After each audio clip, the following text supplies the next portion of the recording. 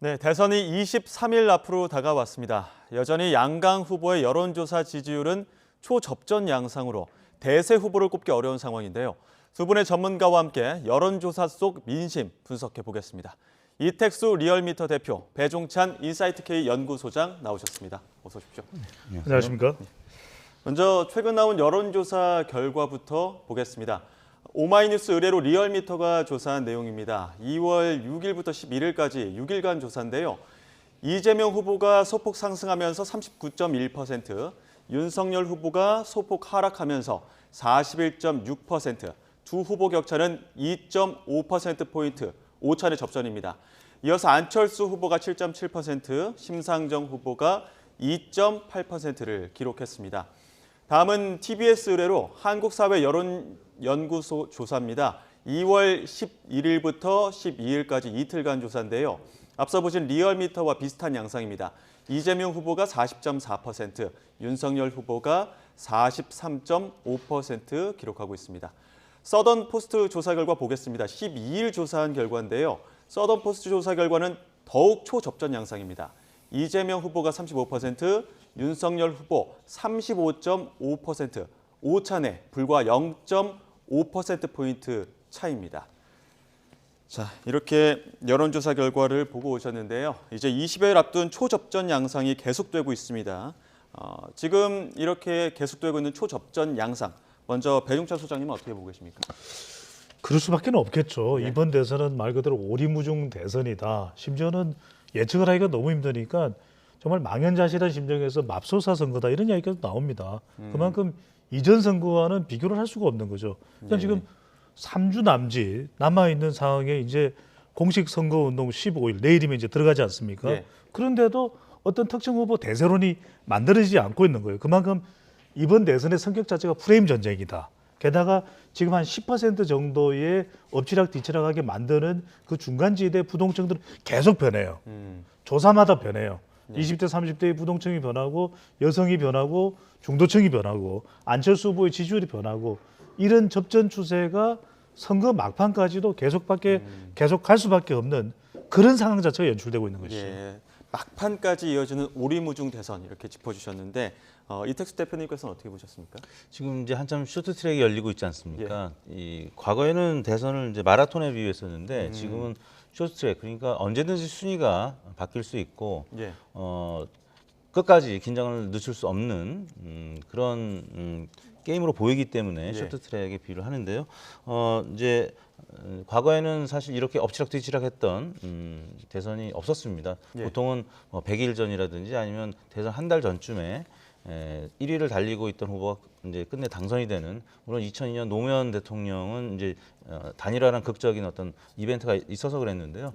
이번 대선 같은 경우는 지금 23일 남았습니다만 엎치락뒤치락하거나 아니면 윤석열 후보가 조금 오차범위에서 앞서는 결과들이 많이 있긴 한데 그래도 뭐 적게는 0.5%포인트, 아까 이제 CBS 서던 포스트는 35.5 대 35, 뭐 그야말로 우세를 이제 우열을 가리기 어려운 이런 조사 결과들이 계속 나오고 있기 때문에.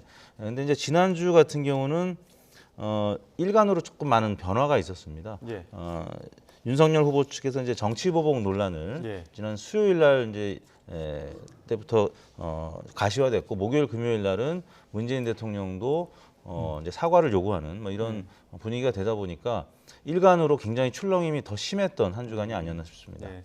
일간으로 따져봤을 때는 지난주에는 어떤 정치 보복, 적폐청산 이러한 발언들 때문에 조금씩 더 여론이 출렁였다 이런 말씀해 주셨는데 배종찬 소장님도 같이 동의하시는 입장입니까? 그렇죠. 윤석열 후보의 적폐 수사 발언이 나오기 전까지만 하더라도 그리고 청와대 문재인 대통령의 경로 또 사과 요구가 이어지기 전까지만 하더라도 문재인 대통령 변수는 이번 대선에 포함되지 않는 듯해서요. 그냥 대통령의 국정 운영 지지율 긍정평가가 이재명 후보의 일종의 후광 효과로서의 영향을 주는 정도였죠. 그런데 윤 후보의 발언 그리고 청와대의 반응이 나오면서 이른바 이번 대선은 그 이전까지는 단일화, 배우자 리스크였거든요. 여기 하나가 더 들어갔어요. 이번 한 23일 동안 대선 기간 동안 남아있는 또 하나의 변수, 단배문입니다. 담배 아닙니다. 스모킹 아니고 단일화, 배우자 리스크, 문. 문재인 대통령. 근데 지금 리얼미터 기준으로 볼 때는 하연히 문재인 대통령과 관련된 그 발언, 적폐수사 발언이 영향을 끼쳤어요. 우리가 일일 조사 결과가 지금 그래프로 보일 수 있다면, 보여주실 수 있다면 보이면 좋겠는데 예. 변하지 않던 이재명 후보의 지지율이 박스권이다, 보합권이다 이렇게 이야기를 해왔죠. 네, 답답했죠. 나오고 있는 거 한번 봐볼까요? 답답했는데 보시면은 자 파란색을 보십시오. 파란색입니다. 10일 날 11일 변해요. 예. 10일 날 설금설금 올라가더니 11일 날은 오히려 11일 날 당일만 하루만 결과를 놓고 보면은 오차 범위 내에서 이재명 후보가 앞서는 결과입니다. 전체 결과하고 다르죠. 예. 이건 문재인 대통령이 드디어 선거 전면에 등장했다. 이재명 후보 지지율에 영향을 주기 시작했다라고 봐야 되는 거죠. 지금 이런 상황이 되다 보니까 어떻게 보면은 지금 이 상승 동력에 힘을 싣기 위해서인지 모르겠지만 이재명 후보 박스권에 지금까지 갇혀 있었는데 이번에 윤석열 후보를 향해서는 정치 보복이다, 분열 이런 표현을 써가면서 공세를 이어가고 있고 정작 본인은 이승만, 박정희 전 대통령 매우 참배하면서 통합을 강조하고 있습니다. 이러한 대비 효과가 과연 상승 모멘텀에 도움이 될까요? 일단 문재인 대통령의 지지층 중에 일부는 이재명 후보를 지지 않았기 때문에 문재인 대통령의 국정수행평가, 긍정평가 한 대략 40에서 45% 나왔었고요.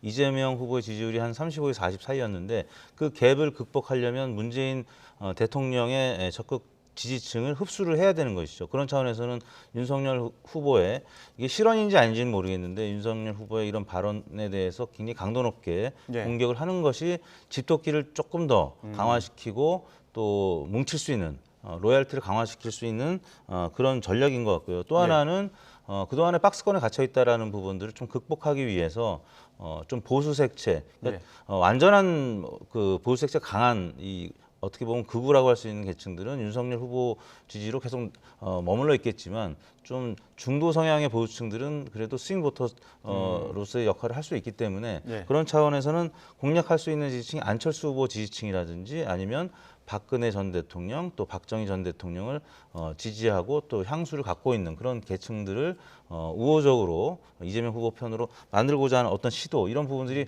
지금 집토끼와 산토끼 동시에 공략하는 그랬던 한 주간이 아니었나 싶습니다. 집토끼와 산토끼를 동시에 공략하는 한 주가 아니었나 이렇게 짚어주셨지만 또 이 집토끼와 산토끼를 동시에 공략하면서 선명성이 떨어진다 이런 단점들도 나오고 있는데 이 분석은 어떻게 보십니까? 그런데 이번 대선에서는 선명성은 결국 자기 지지층이거든요. 그러니까 집토끼는 어쨌거나 막판이 되면 우리 집 울타리로 들어올 거예요. 근데 산토끼는 계속해서 산에서 놀던 토끼이기 때문에 우리 울타리로 들어오기가 쉽지 않습니다. 그러면 더 공을 들여야 될 거는 집토끼는 결과적으로 우리 울타리로 들어온다. 그러면 산토끼가 될 수밖에 없는 거죠. 결국 누구를 잡기 위한 전략이냐? 중도층이라고 봐야 됩니다. 그러니까 중도층이 봤을 때는 통합이냐 분열이냐 또 수사를 한단 말이야. 또 누군가는 감옥에 가야 된단 말이야. 이게 굉장히 흠칫할 수 있는 것이거든요. 그리고 이재명 후보는 오히려 반대로 선거 캠프를 선거 방향을 잡는 거죠. 그러니까 오히려 통합을 이야기하면서 오히려 박스권을 탈출하면서 중도층을 더 흡수를 하자. 이 전략이 이승만 전 대통령을 묘소를 방문하는 그런 이유로 봐야 돼요. 그러니까 중도층은 결국 뭘 원할까? 중도층이 원하는 것은 자기 진영 간에 되게 이제는 좀 협치 좀 하세요. 이제는 좀 통합 좀 하세요. 이게 중도층의 반응이라고 봐야 되겠죠. 중도층의 어떤 표심을 자극하기 위해서 통합을 강조하고 있는 이재명 후보의 행보까지 짚어봤는데 적폐청산 발언의 여파를 조금 더 살펴봐야 될 것 같습니다. 관련 여론조사 결과가 있는데요. 관련 여론조사 결과를 보고 다시 이야기 나누겠습니다. 그래프 보여주시죠. 한국사회여론연구소에서 윤석열 후보 발언에 공감하는지를 묻는 발언 공감도 질문이었습니다. 여론을 자극하는 선거용이다라는 의견이 47.6%였고요. 그냥 원론적인 발언이었다라는 의견이 47.5%로 0.1%포인트 차로 팽팽한 의견이 반반 이렇게 나뉘고 있는 상황이었습니다. 또 서던 포스트 조사에서는 부적절한 발언이었다가 합쳐서 50점, 그러니까 매우 부적절이 30.1, 그리고 부적절한 발언이었다가 20.1%입니다. 합치면은 50.2% 정도가 나오고 있는데 적절했다는 이 반대 입장보다는 한 7% 가까이 높은 결과가 있었어요. 또 다른 질문도 한번 보겠습니다. 대통령의 사과 요구가 합당했느냐 이런 질문에 또 합당했다는 의견이 48.7%로 다소 높은 편이었습니다. 지금 세 차례의 질문 내용들 여론조사 결과를 보여드렸는데 어떻게 분석해 볼 수 있을까요? 먼저 이택수 대표님. 세 가지 조사가 조금 수치는 다릅니다만 이제 일맥상통한 부분이 있습니다. 예. 그 윤석열 후보의 적폐수사 발언 공감도에서 47.6%가 나왔고요. 또 적절 여부도 부적절이 50.2%, 예. 그리고 이제 대통령 사과 요구가 합당하다라는 게 48.7%. 이 세 가지 수치가 대략 48에서 한 50 정도 사이. 예. 그러니까 이재명 후보의 지지율보다는 아무튼 높은 정도로 이 윤석열 후보의 이제 발언이 적절치 못했다라는 부분이 한 48에서 50 정도 나오고 있기 때문에 이재명 후보 입장에서는 지지율을 끌어올릴 수 있는 아젠다인 건 분명해 보인다라는 것이죠. 그래서 아마도 이제 윤석열 후보가 사과를 하지 않으면 이번 주에도 계속 이와 관련돼서 이재명 후보 그리고 민주당에서는 계속적으로 공격적으로 펼칠 가능성이 있고요. 원래 이제 후보의 지지도하고 어떤 정책 또 이슈의 찬성 여부에 이제 갭이 있을 때 이게 만약에 지지도보다 높으면 캠프에서는 그 이슈를 계속 가져가려고 이제 하죠. 예. 그런 차원에서 윤석열 후보 입장에서는 실제 그런 차원의 이제 발언이 아니었다 하더라도 아마 민주당에서 계속 이 부분을 공격하기 시작하면 사과를 안 하는 것보다는 하는 것이 나을 수도 있다라는 어떤 개인적인 생각을 해봅니다. 예. 그러니까 이재명 후보에 대한 지지율보다 어쨌든 그 윤석열 후보의 발언에 대해서 부적절하다 아니면은 뭐 사과가 합당하다 이런 의견들이 다소 많이 나오다 보니까 그 어떤 여론을 흡수할 확률이 크다. 윤석열 후보는 신경 쓸 수밖에 없는 상황입니다. 이런 상황에서 문 대통령 지지율도 40% 선을 유지하는 부분, 이 부분도 이야기해봐야 될 것 같은데요. 리얼미터 조사가 있습니다. 이번 주 대통령 국정수행 긍정평가가 소폭 상승을 했고 또 KSOI에서는 대통령 국정평가가 작년 2월 조사 이래 최고치로 나온 또 결과가 있습니다. 임기 말에도 긍정평가가 굉장히 높은 상황이어서 윤 후보의 말씀하신 것처럼 적폐 발언 논란 이러한 부분들에 대해서 중도층의 어떤 표심이랄까요? 아니면 지지층의 표심이 움직였다고 봐야 될까요? 대선 국면이 바뀐 거죠. 그래서 국면이 바뀐 겁니까? 아까 말씀드릴 때 이번 대선은 단일화와 배우자 리스크 두 개로 가고 있었거든요. 예. 그런데 여기에 문재인 대통령이 등장을 해버린 거예요. 예. 왜냐하면 문재인 대통령 스스로는 등장할 수가 없습니다. 예. 공직선거법에 따라서 대통령이 선거에 개입했다가는 큰일 나는 거죠. 그런데 예. 윤석열 후보가 발언을 하면서 아주 자연스럽게 등장이 된 거죠. 그런데 그동안에 계속해서 윤석열 후보가 지지율에 여러 어려움이 있다가도 그래도 윤석열 후보가 지지율이 올라갔고 정권교체 여론이 부각됐던 것은 가장 중요한 것은 현 정부를 바꿔보자. 그래서 야당 후보인 윤석열 후보가 돼야 된다. 이 여론이 강하게 부각이 됐던 것이거든요. 예. 그렇다면은 그런 방향으로 국면으로 진행되던 것이 대통령에 대한 발언을 하면서 국면이 전환돼 버린 거예요. 이게 아이러니하는 겁니다. 앞서 이제 이택수 대표께서 말씀하셨던 대로 하나의 이슈가 특정 후보에게 도움이 된다면 그 이슈를 계속 가져가는 거예요. 무슨 이야기냐? 윤석열 후보가 한 일간지와 대통령과 관련된 발언을 하기 전까지는 무슨 논란이 있었습니까? 이재명 후보의 배우자 김혜경 씨 논란이 있었잖아요. 예. 이건 이재명 후보에게 상당히 큰 부담이 되는 겁니다. 그러면 김혜경 씨 논란으로 계속 가도 윤석열 후보에게는 상당히 유리한 국면이 전개되는 것이죠. 예. 그런데 이번 대선은 무슨 대선이라고 또 이야기를 합니까? 사과 대선이죠. 온통 사과입니다. 어제 사과하고 오늘 사과하고 지금 그래서 아까 대통령의 사과 요구가 합당한지 합당하지 않은지 그 결과를 한번 좀 보여주십시오. 예. 그 결과를 보시는 것이 굉장히 중요한 것이 대통령의 사과 요구가 합당한지 합당하지 않은지 물어봤는데 합당하다가 48.7%입니다. 예. 자, KSOI의 대통령 국정수행 평가 추이를 한번 보여주십시오. 지난 이전 한참 전에 조사와 비교했을 때 KSOI 대통령 국정수행 지지율입니다. KSOI입니다. KSOI 국정수행 평가 추이를 봤더니 KSOI예요. 리얼미터도 좋은데 리얼미터 말고 KSOI. 예. KSOI 그래프를 보면 예, 이거 40 KSOI입니다. 43.9%였던 것이 곧 화면에 나오겠죠. 47.3%가 됐다는 거예요. 예. 이건 무슨 말씀이냐? 대통령의 긍정평가와 부정평가가 별로 차이가 나지 않는다. 예. 이 긍정평가 수치와 어떤 수치가 비슷하냐? 대통령의 사과는 합당하다는 게 비슷하다는 거예요. 예. 그러면 지금 가장 강력하게 대선판에 등장한 이슈가 뭐예요? 단일화도 아니고 지지율에 영향을 미치는 건 단일화는 곧 영향을 미치겠죠. 배우자 리스크도 아니고 문재인 대통령이 돼버린 겁니다. 그러면 정권 교체냐 정권 유지냐에서 정권 교체 요인이 훨씬 높았는데 대통령이 부각되면서 대통령의 긍정평가가 부정평가가 비슷해지는 조사 결과도 발표가 되겠다. 이러면 정권 교체 여론의 효과가 또 일부 사라지는 것이거든요. 예. 이러면 타격을 받을 사람이 윤석열 후보입니까? 이재명 후보입니까?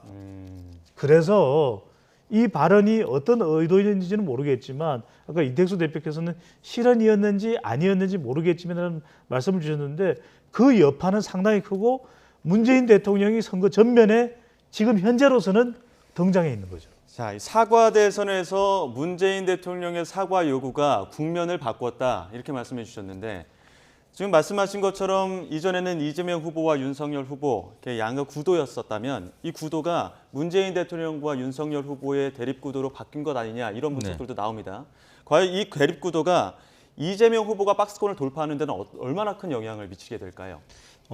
이제 박스권에서 사실 40%를 이제 또 넘어가느냐 마느냐 여부였는데 문재인 대통령이 지난 대선 때 득표했던 41.1% 그리고 예. 김대중 대통령이 1997년에 당선됐을 때가 40.3%. 사실 진보 후보가 이 다자구도에서 얻을 수 있는 뭐 대략 맥시멈이 한 40, 41 정도라고 보고 있는데 이재명 후보의 지지율이 대략 이제 한 35에서 40 정도. 예. 여론조사에서 이 정도 나오면은 이제 실제 선거에서는 그거보다 이제 이상 득표를 하겠죠. 근데 그 사이에서 머물렀기 때문에 이제 박스권이라고 했었고 모자라는 부분이 바로 이제 문재인 대통령 지지층이라든지 아니면 더 나아가서 노무현 전 대통령을 지지하고 또 그리워했던 진보층을 다 흡수하지 못했던 부분이 있었는데 네. 자연스럽게 윤석열 후보의 이번 지난주 발언 때문에 지금 문재인 대통령 지지층도 거의 대부분 이재명 후보가 흡수하는 쪽으로 이제 가고 있고 또 한편으로는 이재명 후보 본인이 이제 김종인 전 위원장이라든지 이상돈 전 의원 또 윤여준 전 장관 이 중도층을 흡수할 수 있는 그리고 상징성 있는 원로들을 지난주에 만났잖아요. 그리고 이낙연 전 대표가 총괄 선대위원장으로 또 어떻게 보면 그 조직에서 제일 이제 높은 자리까지 가장 경쟁을 했던 후보한테 이제 자리를 만들어줬고요. 그런 차원이 어떻게 보면 큰 틀에서의 원팀으로 지금 가는 과정이 매듭 단계에 갔다고 보면 될 것 같고요. 그런 차원에서는 이제 40%를 넘는 조사들이 지난주 후반부터 나오고 있기 때문에 이재명 후보로서는 어떻게 보면 지금 박스권에서 조금씩 올라가는 그런 상황에서 이제 한 가지 변수는 이제 안철수 후보가 갑자기 이재명 후보하고 뭐 공동정부 이런 얘기가 나올 법했는데 갑자기 이제 윤석열 후보 쪽으로 시각을 돌렸기 때문에 이재명 후보도 안심할 수 있는 단계는 또 아니다라고 볼 수 있겠죠. 예. 남아있는 이슈가 이제 단일화가 있다고 말씀하셨기 때문에 단일화 이야기 안 해볼 수가 또 없을 것 같은데 지난 한 주에는 적폐청산 수사 발언이 여론 내 관심을 모았다면 아마 이번 주 한 주는 또 단일화 이슈가 가장 큰 여론의 주목을 받지 않을까 싶습니다. 주말 사이에 안철수 후보의 공식 제안으로 단일화 이슈가 급부상했는데 이 단일화와 함께 윤석열 후보의 또 구두발 논란이 이슈로 떠올랐습니다. 관련 내용 보고 이야기 이어가겠습니다.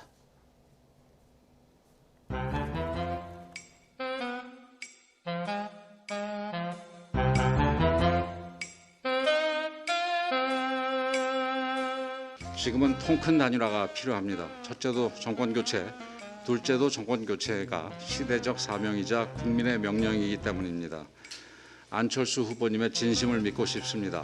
할 거면 하는 거고 아니면 그냥 끊어내는 것이 좋겠다. 이것이 국민에 대한 예의다, 도리다 이렇게 생각을 합니다.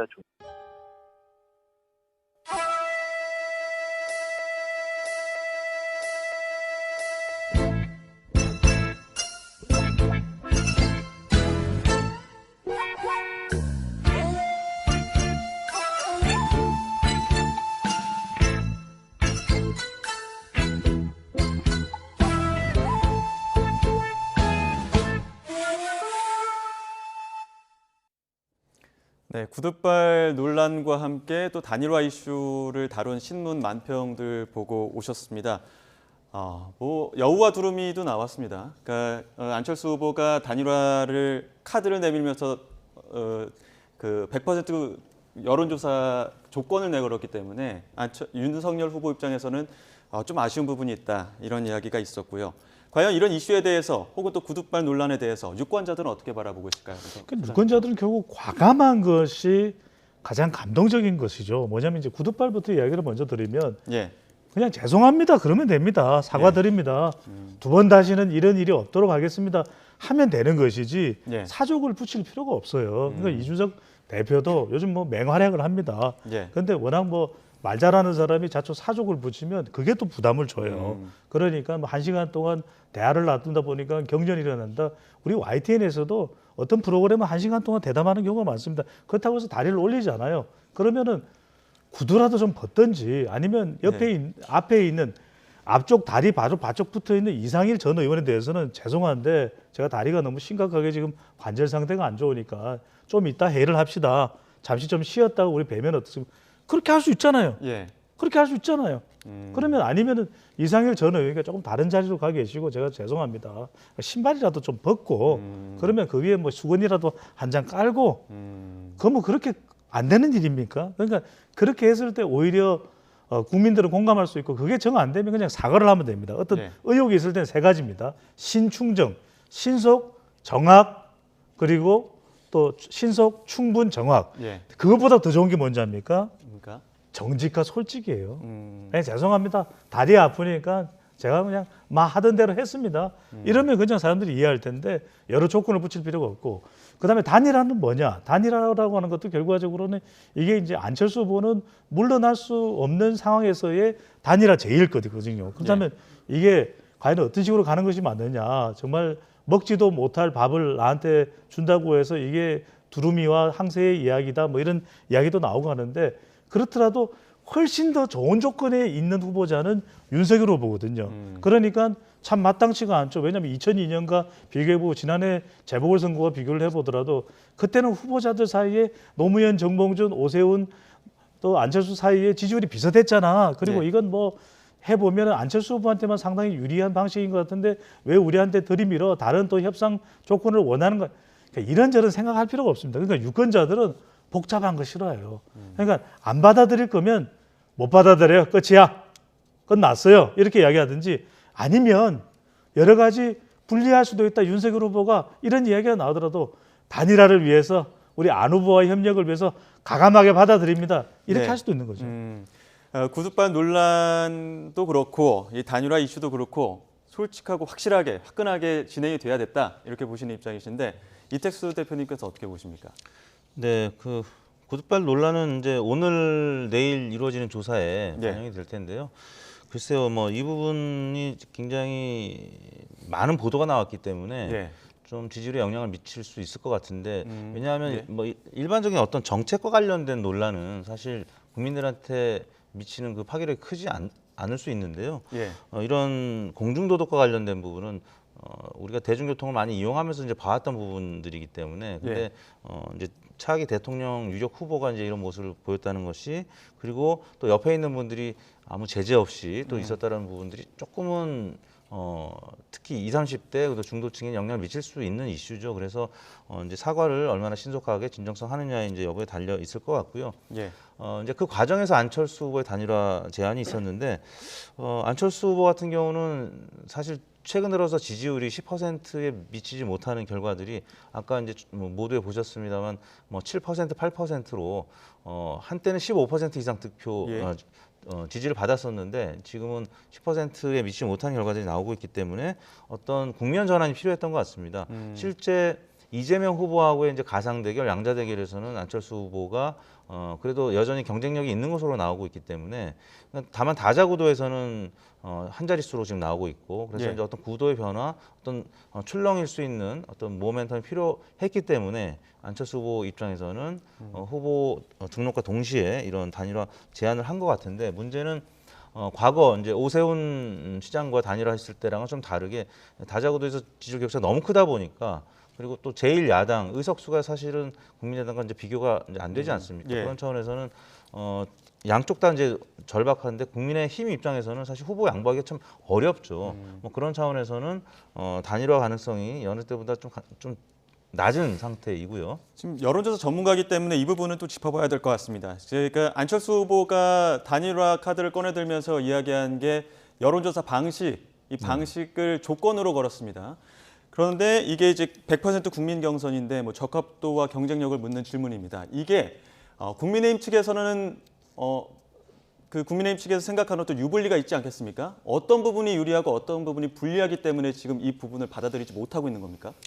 쉽게 얘기하면 그 역선택의 문제고요. 예. 보기에 이재명 후보가 포함이 돼 있으면 그게 이제 그 순간 다자구도가 되기 때문에 이재명 후보한테는 불리하고요. 예. 이재명 후보가 보기에 없고 윤석열 대 안철수만 물어보면 예. 그러면 여기서는 이재명 지지층이 안철수 후보를 덜 비호감, 예. 덜 싫어하기 때문에 안철수 후보 지지율이 높게 나온단 말이죠. 이게 바로 지난 4.7 재보궐선거 때 오세훈 대 안철수 단일화 때 썼던 문항입니다. 그러니까 안철수 후보 입장도 충분히 이해가 가죠. 그렇기 때문에 그 룰대로 하자는 것이고 다만 그 룰대로 하면 예측 불가능합니다. 윤석열 후보가 될지 안철수 후보가 될지 사실 예측이 어렵기 때문에 윤석열 후보 입장에서는 받아들이기가 굉장히 어렵죠. 왜냐하면 다자구도에서는 뭐 단일화 안 해도 이기는 결과들이 나오고 있기 때문에 그래서 아마 참모들은 여론조사 방침은 이제 어렵다고 얘기를 하는 것 같고 단판으로 이제 가야 된다 이렇게 주장을 하는 것 같습니다. 예, 마지막으로 이재명 후보 입장에서는 적폐청산 수사 이슈가 지난 한 주 동안 어떤 박스권을 돌파할 수 있는 기회가 됐다면 이번 단일화 이슈는 상대적으로는 조금 달갑지 않은 이슈일 것 같은데 민주당은 어떤 전략으로 맞서야 된다고 보십니까?